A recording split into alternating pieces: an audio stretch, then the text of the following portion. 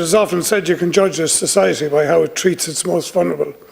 I think that observation can be applied to how the state treats those who provide care also for our most vulnerable.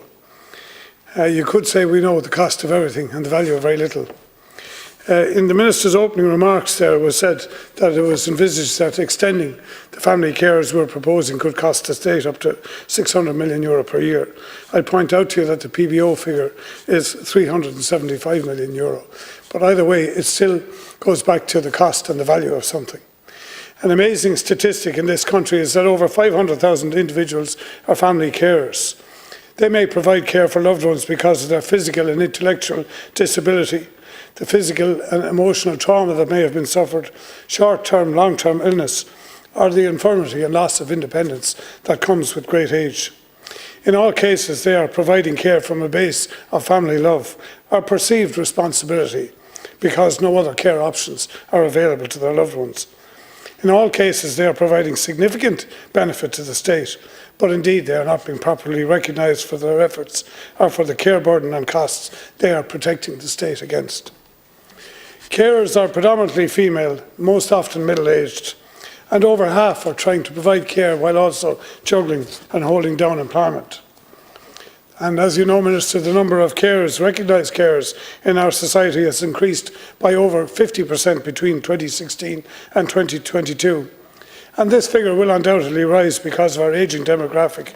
And truth be told, having a relative or a close friend to provide care is a great blessing indeed.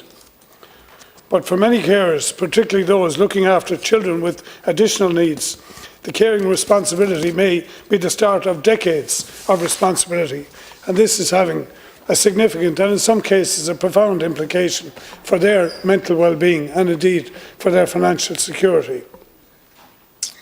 The present state position means to means test family carers is both demeaning and inherently unfair, Minister. The current assessment of carers' allowance to household income can deem a carer financially dependent on a partner's income. This can make a family carer both financially vulnerable, but it also denotes no state recognition whatsoever for the Trojan work that they are doing. Our motion today seeks to replace the current system with a non-means tested scheme which would be based solely on the care needs of the individual care recipient, and which would recognise the incredible devotion and contribution of these 500,000 family carers in Ireland. The State of Caring report in 2022 highlighted some harrowing statistics, Minister, that 27% of family carers surveyed are caring for more than two people, an incredible burden, that over 70% of carers surveyed outlined severe difficulty in accessing state services for at least one of the people that they cared for, and 80% of carers feel that the value they provide to society is not being recognised. And who could argue with that? Doing meaningful work is an important component in building self-esteem, Minister. The fact that our state does not recognise properly the efforts of carers in our society also means that we are creating an emotional burden around our carers. And how can we as a people, how can we as a state continue to tolerate that or to support that?